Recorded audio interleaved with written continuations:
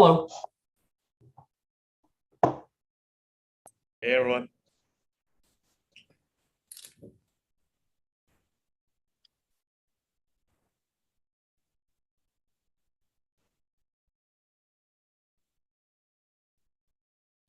John, I think you might be frozen. I can safely say that you are frozen.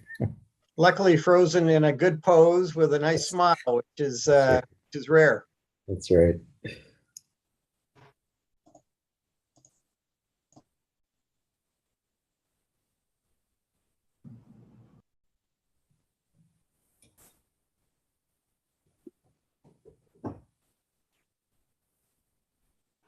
Hi guys. Nice to see you again. John may be signing back in here. Come on, Mom.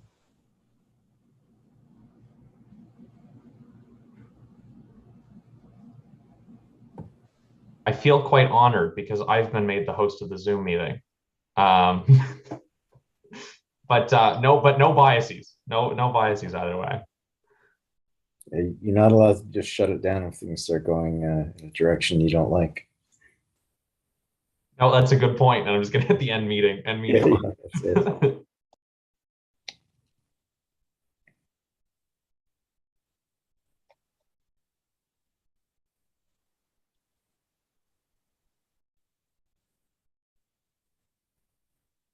Sounds like it's been an intense weekend. It has, but certainly an enjoyable. Definitely.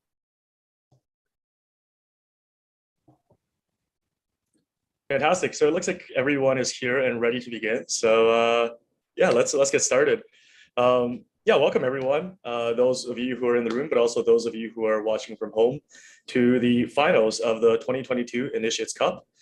This is a competition that was put together in order to help introduce new incoming law students into the wonderful art of mooting and provide them with an opportunity to practice their skills and connect with professionals along with other students in the days leading up to law school. And we're really honored today to be joined by four really extraordinary 1Ls from across Canada who have gathered here to participate in this event. Also joining us are our two esteemed judges, Justice Sawson of the Ontario Court of Appeals and Justice Adam, associate from Fasken Martineau. These two individuals will be overseeing the final round of this appeal to the Dominion Court of Last Resort, as we call it, of the case Benton Platnick, a Canadian Supreme Court case dealing with issues of defamation, of the free exchange of information, and of the ability of people to call out perceived bad actions, but also of the consequences that may sometimes emerge when those facts turn out to be not quite as simple as they first appear. So my name is John Wu, and tonight I have the honor of being the sort of MC for the event. But at the end of the day, I'm really just the one who's here to facilitate. Without any further ado, I would like to turn it over to Justice Lauren Sawson, our presiding judge for the evening, to begin this moot. So Justice Sawson. All right, thanks, John. Welcome to all of you. And as I was saying, I know this is a bit of the tip of the iceberg we're seeing, and there's been a lot of work under the waterline and preparing for this and over the weekend. So welcome to the Dominion Court of Last Appeal, and Justice Adams and I are looking forward to the arguments. Justice Adams will also loosely be keeping time, so may interrupt with a warning if you're getting close to the end of your 10 minutes. And again, you're going to have to help me out in that I see your names, but not whether you're here to speak on behalf of the appellant or respondent in our court. So I'm going to call on the first speaker for the appellant side to introduce who's going to be on for the appellants and the respondents. So Justice Adams and I know who's representing who, and then we'll start the clock and get started. Thank you, Justice. My name is Isaac Kane. I will be appearing for the appellant with Benjamin Lahore, and Jasjit Dhaliwal will be appearing for the respondent, as well as Dalia Dadi.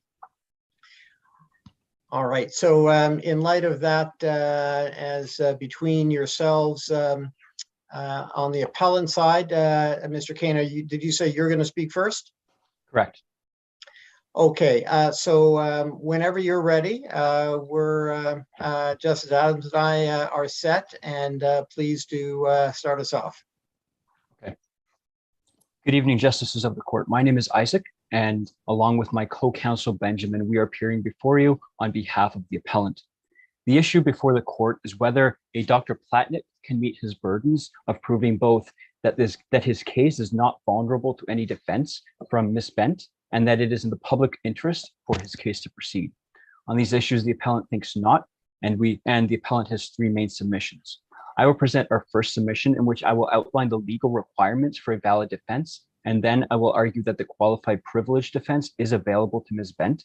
Next, my co-counsel will present our second and third submissions by arguing that there was a public interest in specifically naming Dr. Platnick, and that this case has relevance to free speech in all of this dominion.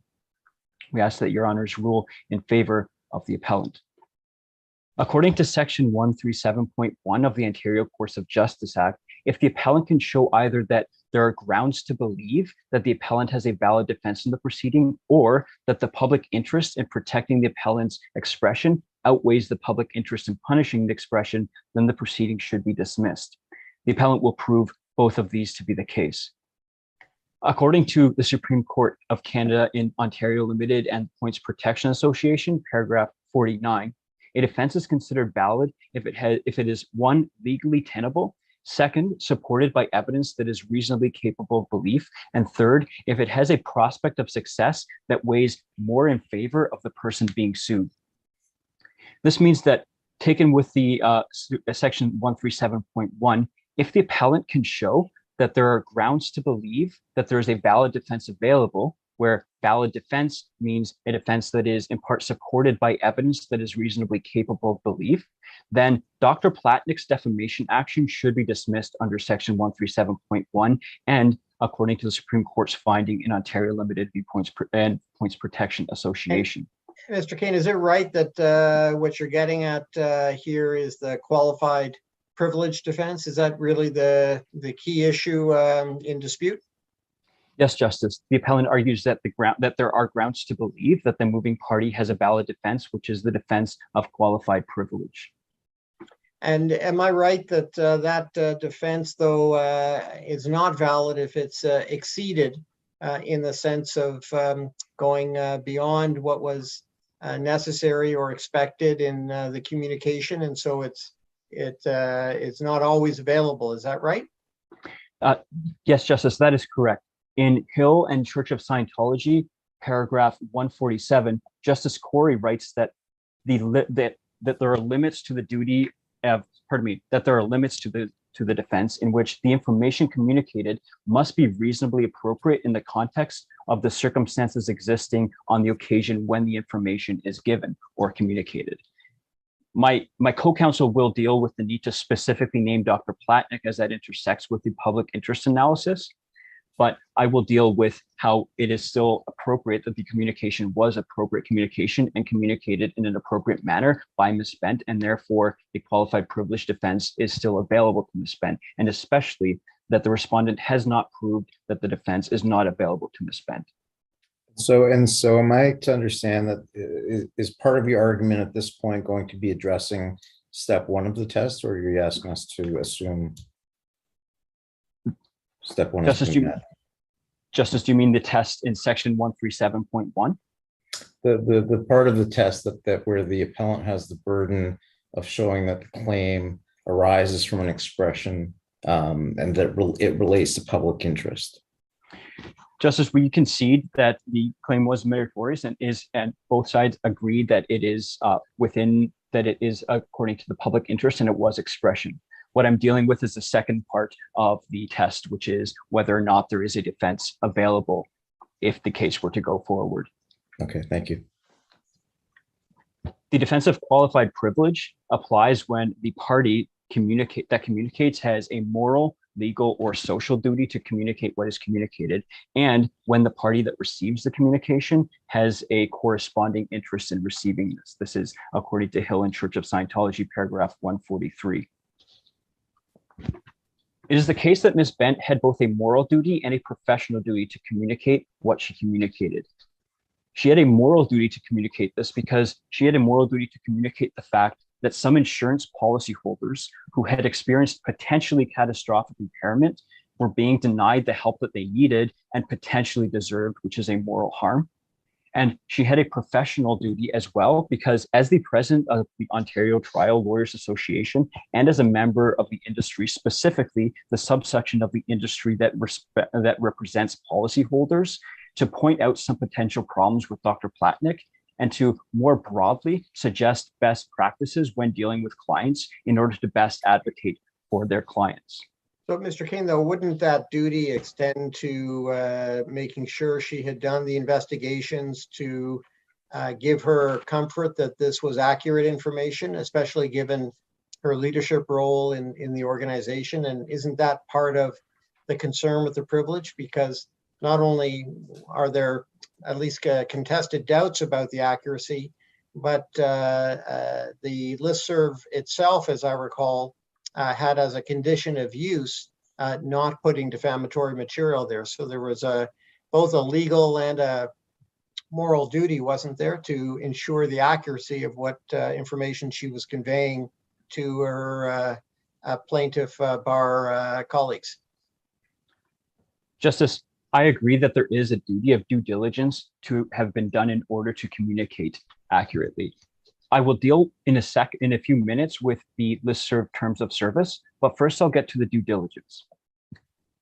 In the Carpenter case, the Carpenter matter, it is the case that due diligence was done, since there was reports that were available to Ms. Bent, both reports indicating that reports that demonstrated what had happened in the proceedings, as well as Dr. King had presented testimony stating that his medical report had not been passed on in full by Dr. Platnick. It is more the 2011 Dr. Dua matter that is more in question.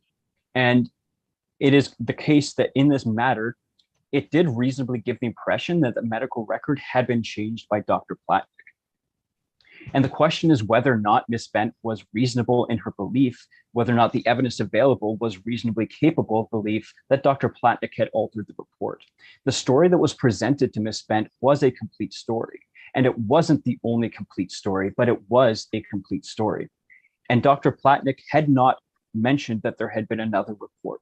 Therefore, some of the blame has to fall on Dr. Platnick for not doing as good enough of a job in presenting the facts. So Thus, are you asking us to accept the fact that it's sufficient for your client to have believed it to be true and that it didn't have to be factually correct? No, Justice. It is sufficient for her to have had belief that it was true based on evidence that was reasonably capable of belief. This would provide a valid defense, and that means that there would be grounds to believe that a valid defense would be available to the appellant. Thank you. The question isn't whether or not defamation, this is not a question about the defamation itself, but rather a question as to whether or not the defamation trial should move forward. Therefore, the question is whether or not there are grounds to believe that there is potentially defense, not whether or not the defense would hold at the end of the day. Responding to the previous question about the listserv, Mrs. Bent's alleged breach of the terms of service does not make the leak more foreseeable or more justified, because even if the communication was potentially defamatory, the recipients had still signed onto the confidentiality agreement. But I think Justice Cote takes the position, does she not, in the Supreme Court, that it's not open to Ms. Bent to rely on that listserv terms of use when she herself breached it. So you can't take the position that the confidentiality clause gave her some comfort when she herself wasn't abiding by the terms of use, as I understand Justice Cote's position. Yes, Justice, but First of all, the terms of service when it comes to potentially defamatory is a very broad category that is a little less clear, whereas the confidentiality is far more clear. So I think that has to be so it is the case that has to be taken into account when we're talking about the terms of service. And the confidentiality agreement, which is included in paragraph 240, where Justice Abella writes, it includes no conditions upon which the confidentiality is agreed to, apart from simply being on the listserv. So it is the case that the appellant did have a reason to rely on the confidentiality clause that all these lawyers had signed on to, especially taking into account that this was a group of professionals with an elevated duty of confidentiality and that had a professional interest. Mr. Kane, just got an eye on the clock, and we've asked you quite a number of questions. So I'm going to ask you to quickly wrap up if you can. Yes, Justice. In conclusion, there are grounds to believe, based on evidence reasonable of belief, that Ms. Bent had a duty to send the email, the recipients had an interest in receiving it, and the information that Ms. Bent had communicated was reasonably appropriate in the context in which Ms. Bent found herself at the time of the communication, and that Ms. Bent communicated in a careful, professional, and appropriate manner. This means that there are grounds to believe that the defense of qualified privilege is available to Ms. Bent and that it is a valid defense. Therefore, Dr. Plotnick's defamation action should be dismissed. Barring any further questions, this concludes the first half of the appellant submissions, and I will let my co-counsel Benjamin deliver the second half of our submissions. Thank you. Thank you. And Mr. Lahore, whenever you're ready to continue, please do so. Thank you very much. Good evening, Justices of the Court. My name is Benjamin, and I will be concluding the submissions begun by my co-counsel, Isaac. My submissions this evening are twofold, and both refer to what was defined as step 3 of the test in section 137.1 by the simultaneously decided case in points protection. Firstly, that Ms. Bent acted out of necessity and in the public interest by specifically naming Dr. Plotnick in her initial email. And further, the appellant submits that allowing Dr. Plotnick's action to proceed would create a chilling effect in the type of public participation in which Ms. Bent engaged, and could have questionable effects on the freedom of expression of all people in this dominion. So firstly, Ms. Bent had to name Dr. Plotnick in particular. And the reason why will become a theme throughout my submission. We live in an imperfect world. And in this world, people can often enjoy a level of protection provided by the strength of their reputation. And Dr. Plotnick certainly enjoyed a good reputation among people who performed his line of work, as evidenced by the number of appointments he had in the times leading up to the events in question.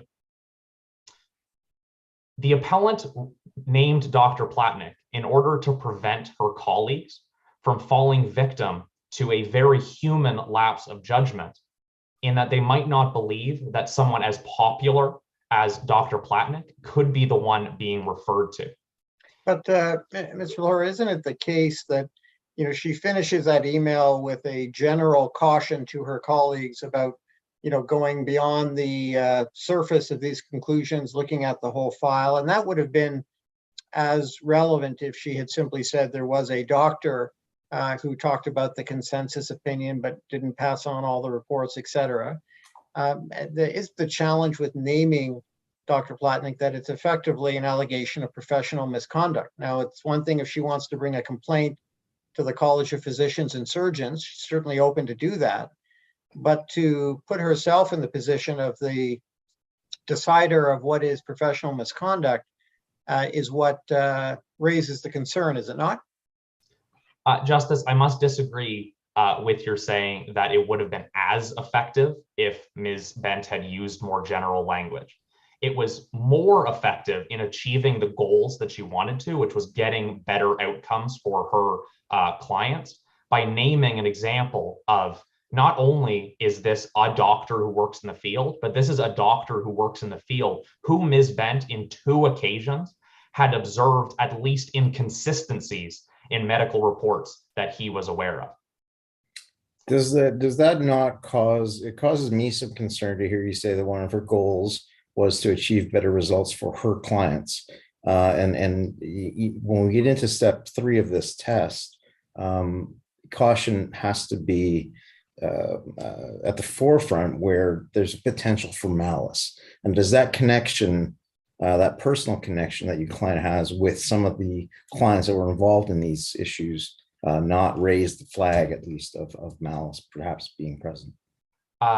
With respect, Justice, I must disagree on the likelihood of malice being present for 2 reasons. Number one, Ms. Bent was president of the Ontario Trial Lawyers Association. And therefore, when she's in her way seeking the best outcome for her clients, she's hoping to demonstrate to her colleagues that are representing a number of other people around Ontario how they can also represent the public in the best way. And also, on the note about malice, in the facts of the case, we note that this email was sent after a significant victory for Ms. Bent in an insurance proceeding. So if she was not motivated to act in a malicious way, given that at the time she had received, quote, a ridiculous judgment. She goes so far as to use the word obscene. So if malice had been a motivating factor, the appellant finds that quite unlikely, given the conditions that were in place at the time of the communication. Thank you. So further, once we accept that Ms. Bent was seeking to act in the public interest, we take a minute to think about the public interest in general. And we must do that because there's an opportunity in this court to accept that we are seeking to apply a piece of legislation to events in an imperfect world. And in this imperfect world, we have a complex set of facts. We have an imperfect defendant in Dr. Platnick's motion, where she perhaps made her statements in a way that was awkward, to say the least. She's certainly an imperfect client for Isaac and I. But we have to ask ourselves what sort of message it sends if we allow Dr. Platnick's proceedings to continue. In this case, we have a professional who identified a pattern of carelessness at best and maliciousness at worst, and identified that to her colleagues that were directly concerned. And in response, Dr. Platnick launched a lawsuit seeking to clear his name. But Ms. Bent, in a counterfactual world, could have just as easily identified the issue with SLR assessments or with the insurance companies, groups that would have significantly more power to attack the rights to free expression that we enjoy in this country and throughout this dominion. But isn't the concern here that not so much about a chill in speaking out when you're confronted by misconduct, but rather a chill on doing so in a reckless way as to the accuracy of what you're saying? And again, it'll be for a court, if this goes forward, to ultimately determine any liability and whether defamation occurred. But in terms of the balancing, isn't the chill here not so much on free expression, but on the free expression without due care? Yes, it is. And I would like to point attention to the word due care. If we refer quickly to paragraph 167 in Justice Wagner's majority opinion that he authored, he wrote that the balancing act is between incentivizing public participation while disincentivizing, quote, needlessly defaming any individuals. And to point attention at the word due and at the word needlessly, it is the appellant's hope that throughout our case, we have proven that it was necessary, it was needful to, if not defame, to identify Dr. Platnick, to seek to benefit both all potential accident victims, which I suppose is all of us, and also everyone who might one day become a target of one of these SLAPP lawsuits. And All right. Sorry, go ahead. I'm going to make a note of whether needful is a word or not, but I'll come back to you on that. But please do continue in the time you have left to get to what you can. Thank you very much, Justice. So when we take these, I suppose, 3 points together in conclusion and summation, what we see is that the test in the appellant's view should not proceed past the second step, because it is the belief of the appellant that Ms. Bent still possesses the valid defense of qualified privilege. She acted within the bounds of qualified privilege as a defense. However, if the court were to allow the test to proceed to the third step, the public interest test, we see that there is an opportunity here to send a message that no matter how complex the facts may get, and we're working here on a court of last appeal, that there is no room for litigation to be used as a tool to silence legitimate concern. And the appellant's concerns were legitimate because she noticed, at the very least, a pattern of inconsistencies in Dr. Platnick's reports. She informed a concerned group of people who are working for the public good to get people what they deserve after accidents. And if somebody is not allowed to express their professional opinion on a confidential channel in the public interest, then allowing Dr. Platnick's motion or allowing Dr. Platnick's actions to continue would certainly send a chilling effect and would not emphasize the rights that we have as Canadians and as citizens of this Dominion. Thank you. Thank you. All right, so that concludes the arguments on the appellant's behalf, and we're going to move now to the respondents. And again, please remind me, as between the two counsel for the respondent, who's going to speak first? That would be me, Your Honor. All right, whenever you're ready. I'm looking to Justice Adams. He always seems ready, but I think we'll start the clock, and please commence your submissions whenever you're ready. Thank you. Good afternoon, Justices of the Court. My name is Dalia Dadi, and along with my co-counsel, Jasjit Daliwal, we appear before you on behalf of the respondent.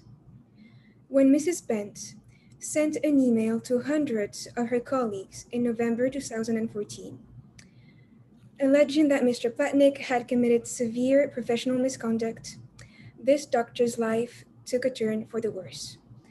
The reputation of this principal man, who dedicated his life to the practice and study of medicine, was irreparably damaged.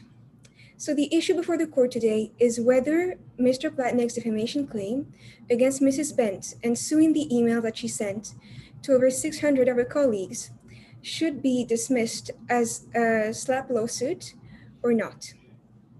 On this issue, the respondent has three main submissions.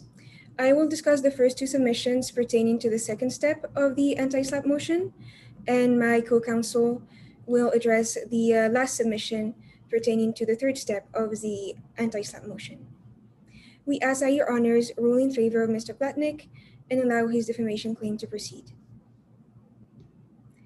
The 137.1 motion, also known as the anti-SLAPP motion, exists in order to prevent entities from unjustifiably pressing defamation charges, in order to silence dissenting voices, and to limit freedom of expression on matters of public interest. This motion consists of three steps. The first step needs to be succeeded by the defendant, who must prove that the object of the defamation claim is an expression made by the defendant and that pertains to a matter of public interest. We agree with our friends of the opposing counsel in saying that Mrs. Bent has succeeded in that first step. What we disagree on is whether Mr. Platnick has succeeded in step 2 and 3 of the anti-SLAPP motion. The second step of the anti-SLAPP motion requires of the respondent to prove that their claim has substantial merit and that the defendant has no valid defenses. The respondent would argue that their claim does have substantial merit, as outlined by the Supreme Court in Bent and Platnick in paragraphs 94 to 96. In order to be considered to have substantial merit, a claim must be made public to at least one person, notwithstanding the plaintiff, must refer directly to the plaintiff, and must be defamatory in nature. And in this case, it clearly was, since Mrs. Bent's claim clearly lowered Mr. Platnick's reputation in the eyes of a reasonable person. So, isn't there also a requirement that the claims not be true?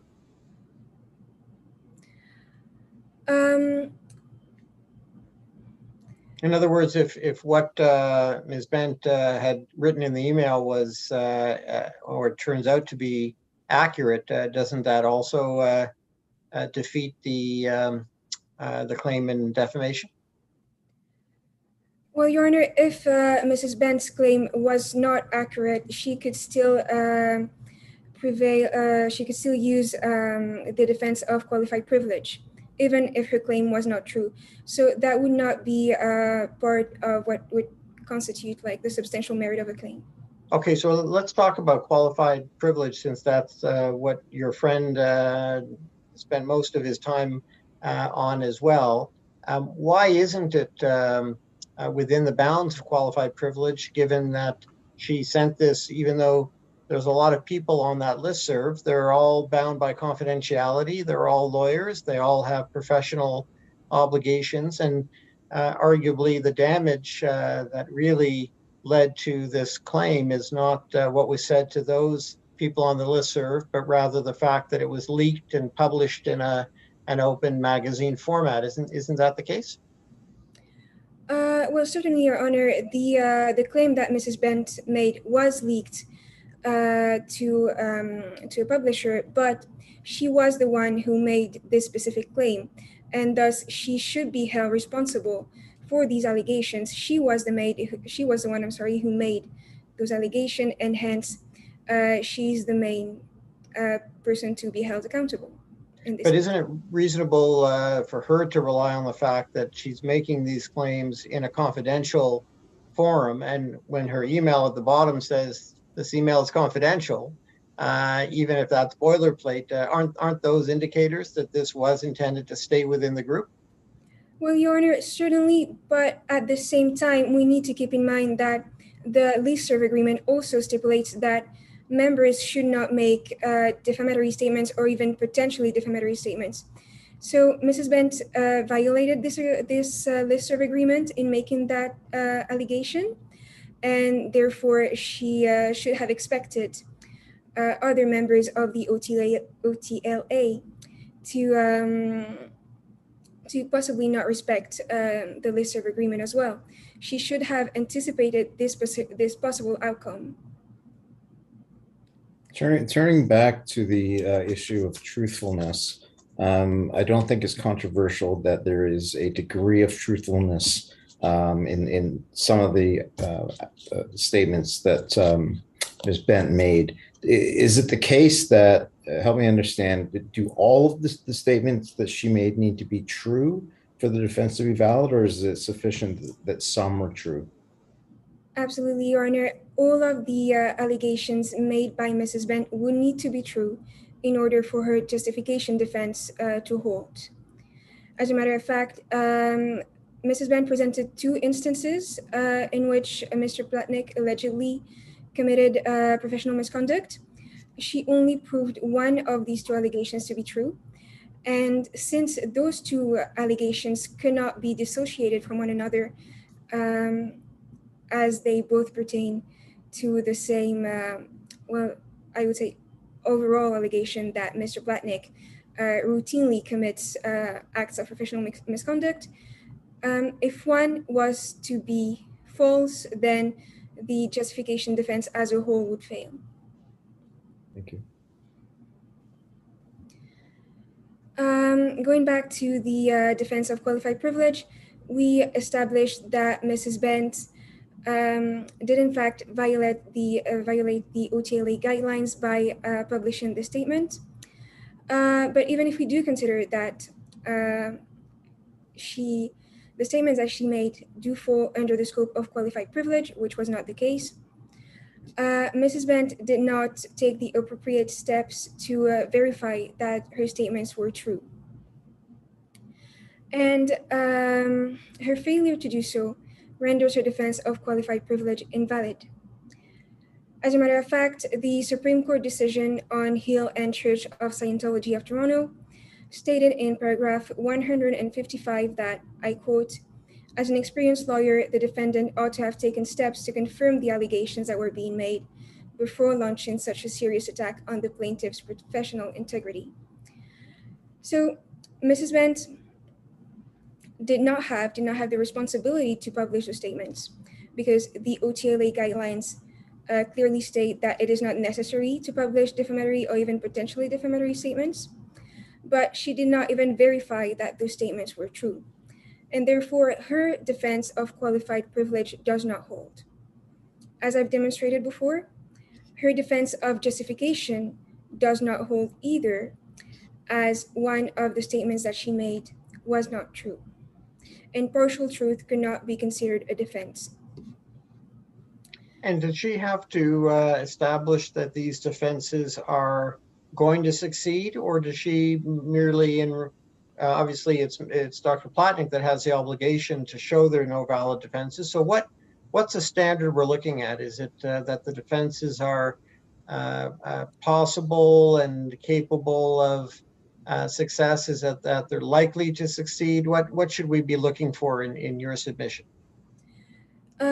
In our submissions, Your Honor, we should be looking for the fact that Mrs. Bent's defense cannot succeed or effectively invalid, which I believe was demonstrated.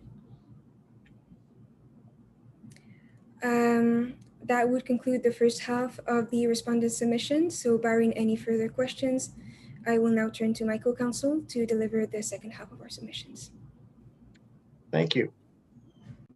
Good afternoon, Justices of the Court. My name is Jasjit Dhaliwal, and I will be concluding the submissions begun by my co-counsel Dalia.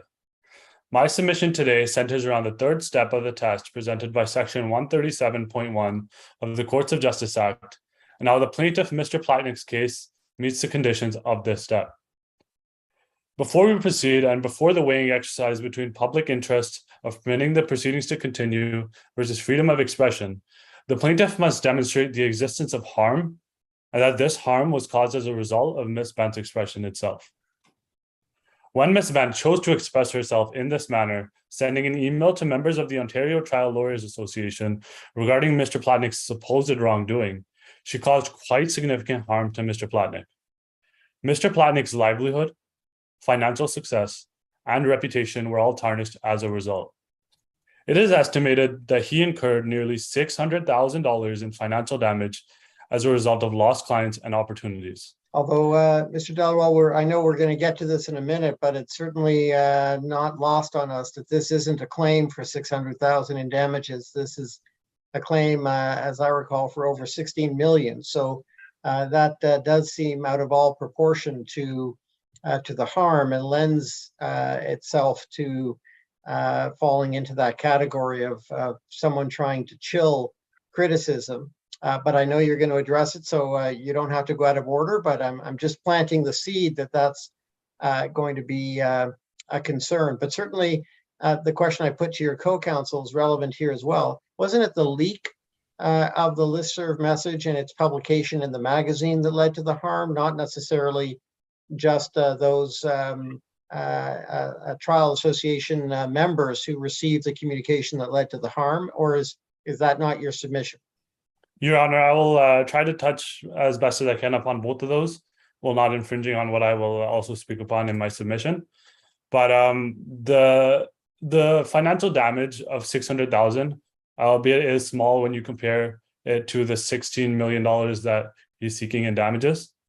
And I believe that this $600,000 figure, it only stems from the lost appointments and the lost business from the few months leading after this incident. And this cannot be extrapolated to the future and it cannot be used as a number to represent the 600,000 cannot be used as a number to represent the harm that will be done throughout the rest of his career and also to his reputation and his personal life. Can you help me understand? I'm stuck on this a little bit, in the same manner as Justice Sawson. Your client is a defense side expert. He wants to get jobs from insurance companies. He wants to do work for them.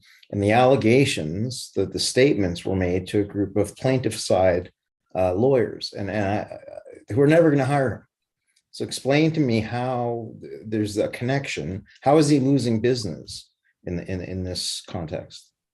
Your Honor, or Justice of the Court, sorry, I will address this. And I believe that if this was not republished and if this stayed confidential and in between the 670 members of the OTLA, this may not have had such a harm to the reputation of Dr. Platnick. But as I will also touch upon, the repercussions of the email being leaked were so grave, and Ms. Bench should have reasonably foreseen that this email would have been leaked, and it was her duty to do so. And as a result of it being public knowledge in the insurance industry that Dr. Platnick may result in, I would say, shady practices or wrongdoing when it comes to these trials, it's going to affect his whole life and both his professional life and his personal life. So if I am allowed to move on, this number that was produced, it was supported by a copy of a report developed by an accountant. It is a result of going from approximately 100 assessments per month to only 35 in December 2014 after the leak of the email, and only 11 in the month of January 2015. Mass cancellations of appointments followed after Ms. Bent's expression, and he was placed on a blacklist by insurance companies, which our client was notified of by vendors familiar with the matter. So was this caused mainly by Ms. Bent's expression? One could say that much of the repercussions are a result of the email being leaked and republished in the magazine, and that this republication was reasonably foreseeable. The listserv did have 670 members after all, Your Honor. But whether the listserv was bound by confidentiality or not is besides the point, because Ms. Bent cannot control the actions of every member. And the respondents believe, Your Honor, that Ms. Bent can be held directly responsible for the republication of her remarks. We will cite points protection in order to show this. The precedent states that a defendant can be liable for each republication of their initial publication in at least 3 situations. And the third situation is that if the republication was foreseen or reasonably foreseeable by the defendant. The republication should have been reasonably foreseen by the defendant, and Ms. Bent cannot be protected by the listserv agreement of confidentiality, since she herself moved beyond the confines of this agreement when she breached it by making these defamatory remarks. Well, look, on that, Mr. Dello, I take your point that she may be in a difficult spot to rely on the listserv conditions if she herself could be said to have breached them. But that's not what we're looking at the moment. We're looking at what was she, reasonably foreseeable to her. Confidentiality is a broad condition of the listserv use. It's arguably why people use a listserv and not just sending things out into social media generally and tweeting them or something that would be open to everyone. Plus her email itself had the contents may be confidential as a further reminder. Why isn't that reasonable for her to expect that the communication wouldn't go beyond a listserv that was expressly confidential? Your Honor, I believe that the main point, if this satisfies the argument, is that this is the internet. It's an email, and once you send it out, no one can say what will happen to it, whether it will be shared privately, whether it will be shared publicly, whether it will be republicated or not. And despite the email stating at the bottom that it is confidential, this is what occurred, and it was republished into the insurance magazine. And I believe that I would like to say that since confidentiality was breached, that and in itself shows that the listserv agreement was sort of null, that it can be breached in other ways. But isn't allowing this case to proceed implicitly suggesting that it's reasonable to expect lawyers to breach a promise they made, an undertaking that they made. I mean, this is a very important thing. It goes to the very core of the trust between a lawyer and the client, and the public trust in lawyers. What do you say will happen if this case is allowed to proceed to that trust? Your Honor, or Justice of the Court, I believe that I understand the gravity of the matter, that a lawyer, their reputation and their ability to, the ability for the client to have trust in a lawyer is very important. But I believe that when balancing the factors, the interest in protecting Dr. Plotnick, his reputation, and the reputation of individuals like himself in the future sort of outweighs the matter that you have brought up. So the matter of reputational harm must be discussed further, seeing that reputation is extremely important, especially to a professional such as Mr. Plotnick, due to his medical practice. Even if it is not quantifiable at this stage, Your Honor, it must be taken into consideration. The impact of the harm due to defamatory remarks suffered by Dr. Plotnick is exacerbated by the effect on his reputation. Moving beyond that, our client has suffered humiliation, shame, disgrace, and embarrassment due to these malicious remarks, and it has in fact impacted his life with his family as well. Was it necessary for Ms. Bent to name Dr. Plotnick specifically when carrying out her so-called duty to the OTLA?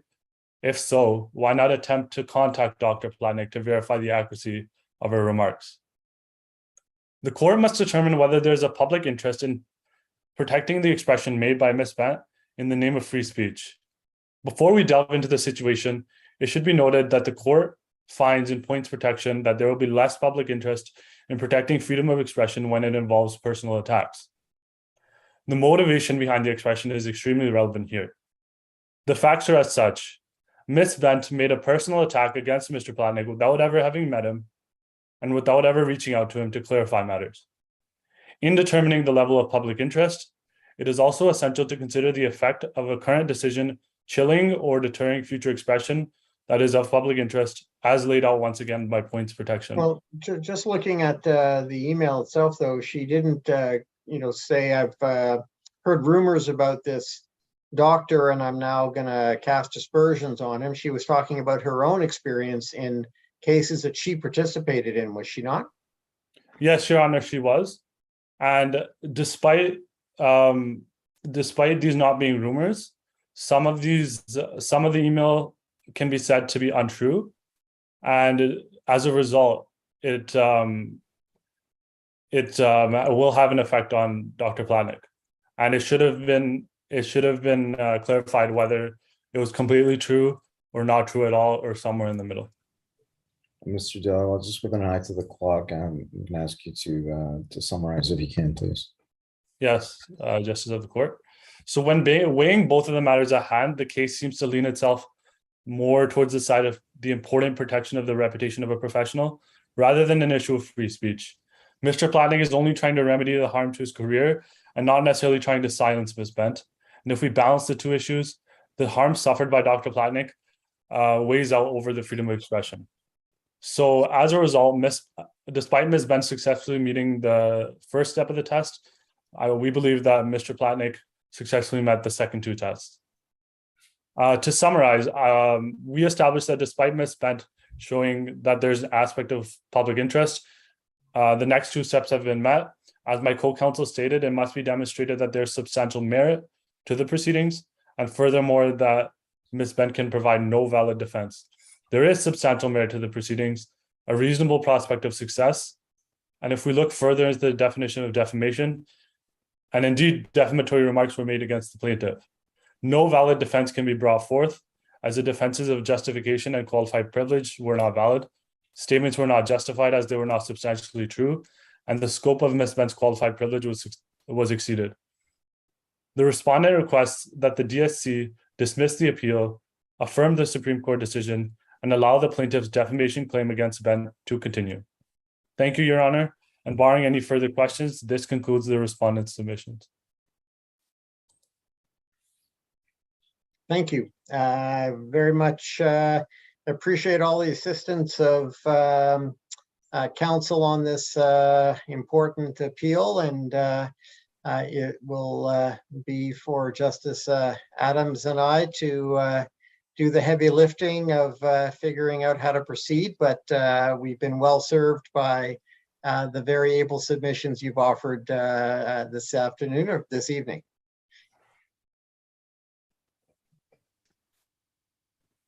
Thank you so much, everyone, for your wonderful submissions. We're now just going to give the justices a few minutes where they can chat and deliberate over the submissions which have been provided.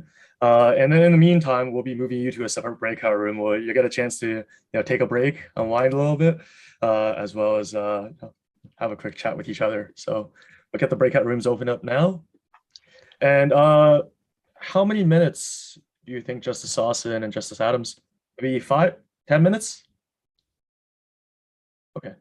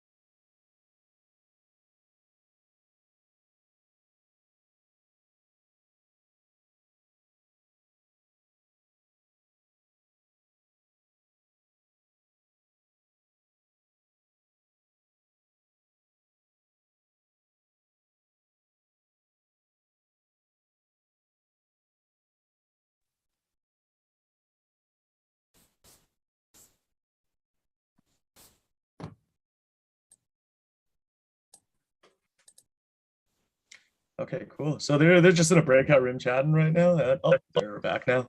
Perfect. Welcome back, everybody. Thank you. So yeah, now without any further ado, here to render the decision of the court, Justice Austin. All right, well, let me actually turn to Justice Adams first to give your assessment, and then I'll give mine. I was very, very impressed with everyone. I really liked the way the appellant side, both of you, pinpointed some of the case law. I think your legal arguments were good. They were succinct. You didn't repeat yourselves unnecessarily. The one feedback that I would have, and I think this is for you, Mr. Lohar, is there was a point where you were referring to your client as not the ideal client. And I would just, you always got it, you're on the client's side. Like, as unlikable as they may be, your job is to persuade the court of their likableness, of the justness of their cause, and you just always want to make sure that you're firmly behind your client. That was the only major comment, the constructive criticism that I would have. Okay, thank you. Yeah, but I really like both of your use of the policy arguments that you made. I thought were quite compelling as well. Great. So why don't I give feedback on the appellants as well, and then we'll move together to the respondent. So I also felt the preparation and organization was really helpful, was really clear. I felt like there was a roadmap that was being followed, but you both, Isaac and Ben, were quite comfortable to be responsive to questions. And I almost felt like you were more relaxed in responding to questions than in kind of walking through the prepared submissions, which is a good sign, because of course, that's the harder to pick up skill, being genuine and authentic in conversation with the court, as opposed to having a well-prepared script, as it were, and being effective in delivering it. So I take Justice Adams' point, although what I think you were trying to do is actually the right thing, which is not simply double down on only positive attributes to the case, because when you talk about a vulnerability to the case or an argument that may not be as strong as others, it can actually make it more persuasive to a decision maker, especially where it's clear to the decision maker that there's a weakness in the case or one argument might be stronger. So, putting yourself out there to be aware of how it might look, or aware of the challenge, is not a bad thing, but yeah, again, the imperfect client way of expressing it, not ideal. And then some other things are just, and I thought, it was both, again, an attribute, but also a challenge in saying, Ben, that you disagreed with what each of us were saying at a certain point. I think it's an attribute to hold your ground, not to get pushed off arguments that you think are effective in questions that might be provocative in that way. But again, always try to say, appreciate that perspective, and our submission is, or in response, I would say, as opposed to the disagree, which can, kind of get things off to a bit of an adversarial tone. So that was, again, just for all of you, but it's just an interesting set of muscles that you're starting to exercise on the back and forth. And Isaac, I thought you were again, in the position of having to lay out sort of an organized approach to it.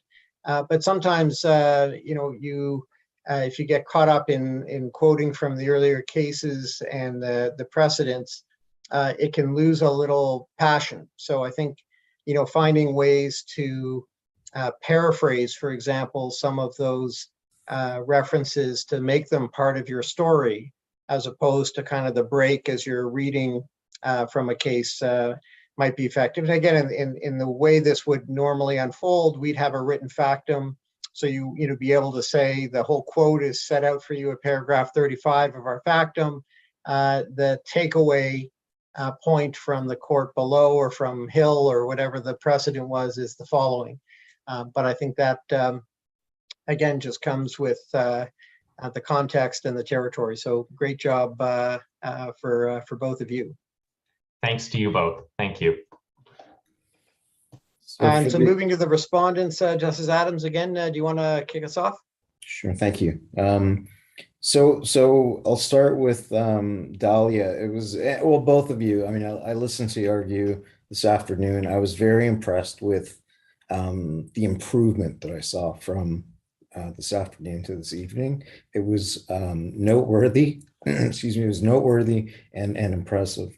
Dahlia, one of the things that you did that I thought was really quite good.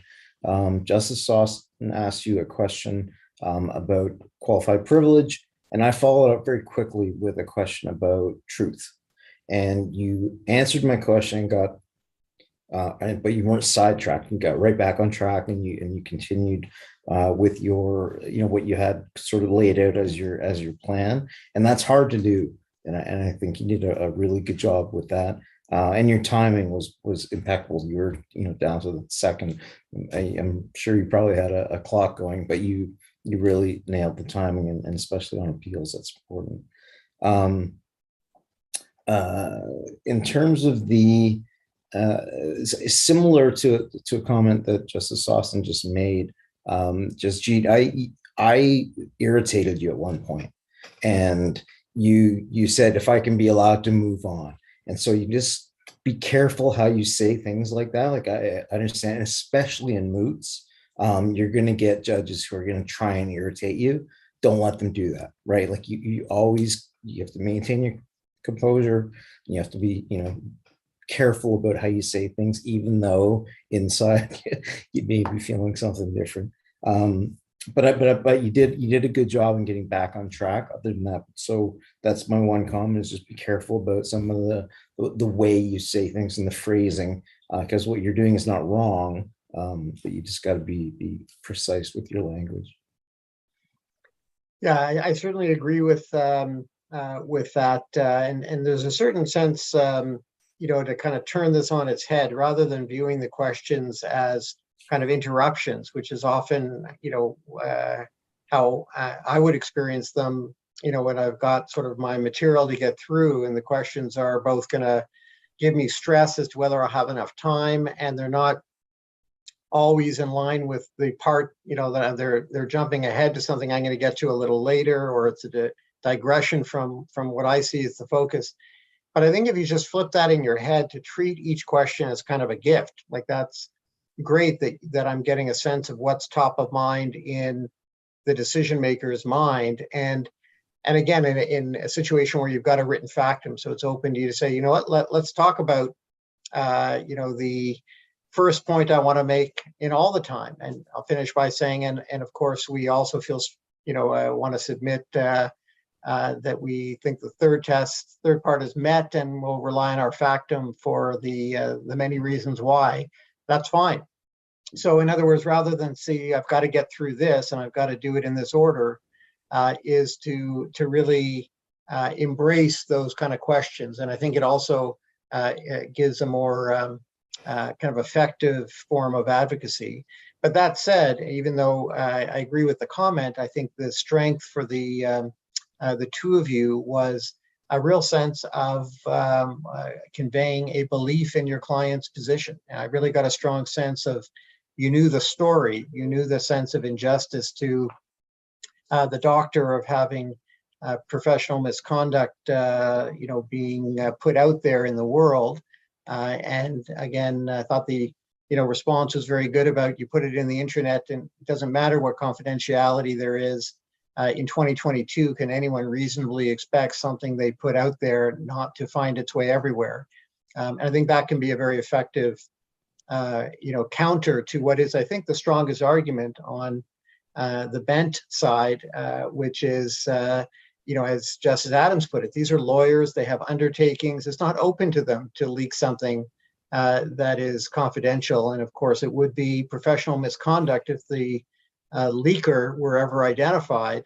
And that would be, a disbarable activity. So that's a very strong, for qualified privilege. How do you beat that? But I think the reality check that this wasn't, a private email sent to 5 close colleagues. This was put out there in a whole association to hundreds, and that, anyway, I think was very effective. So very good at conveying that role.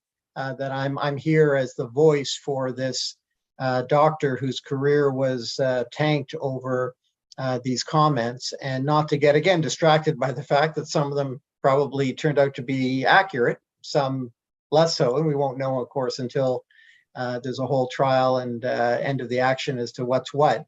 But for the SLAP purposes, it's important to shape that narrative. Is this about a chill on someone trying to express important messages about a bad apple, or is this a reckless set of comments that tanked a career and should have been investigated and verified, and again, not using the name of a person unless you're absolutely sure, etc. So which narrative you really are persuaded by probably leads you down the rest of the legal pathways to get there in this case. As we've seen, smart people were led down different pathways. We had, certainly a very divided Supreme Court, divided lower courts. So that's a good indication that this is not a slam dunk.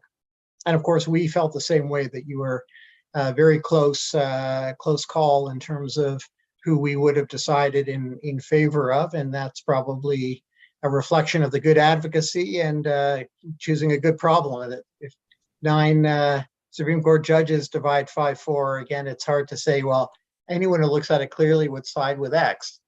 So anyway, well done overall. Thank you very much for both of your feedbacks. Thank you.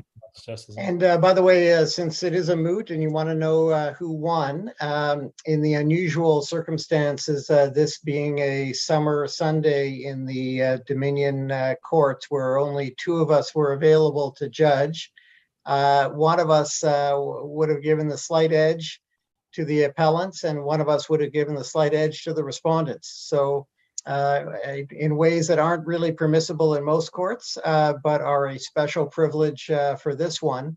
We're going to call it a very spirited draw with, again, congratulations to all 4 of you. And, in a lot of ways, you had me with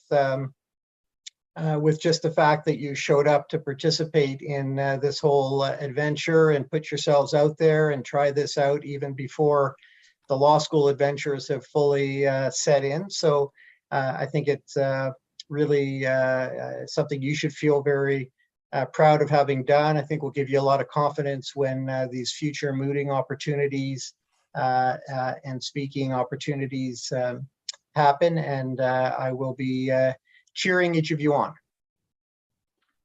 Thank you very much. Thank you.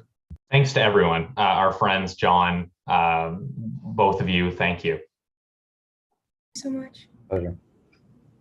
Really All well right, done, John. everybody. John, I'll give you the last word as the fearless instigator of this, and let you close the session.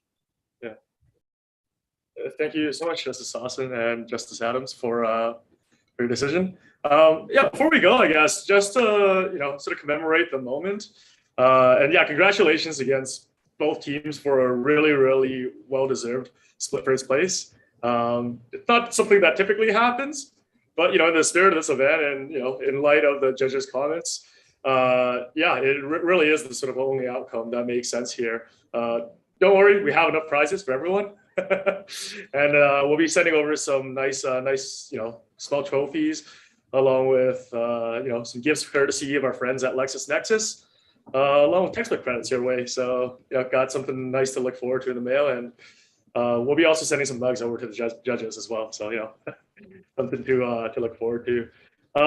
So yeah, to commemorate this moment, would be great to, just get a quick pic with everyone here on this call to, call an end to the second annual Dominion Initiates Cup. So if everyone wants to just give a quick smile for the cameras. Yeah. And we'll do it in 3, 2, 1. Perfect. Oh, y'all look lovely. Great. So again, really, really well done, everyone. I know it's been a pretty long and exhausting last couple of days, what with going through your first moods, all the way to arguing here today before Justice Sawson and Adams. So I hope you all have a really, really restful Sunday. And I hope that all of you would be interested in continuing to, partake in this activity as you head forward into your law school careers. And, maybe, even perhaps one day head into litigation where you might appear before Justice Sawson someday himself, as well as, Justice Adams, the day he, he's plugged up into the judiciary. So, co-counsel, yes. Maybe in the next couple of years, yes. In the next 10, we'll see. So to that end, we'll call this event to an end. Thank you so much, everybody. And yeah, have a wonderful Sunday evening. Thank you. Good night. Thank you. Good night, everyone.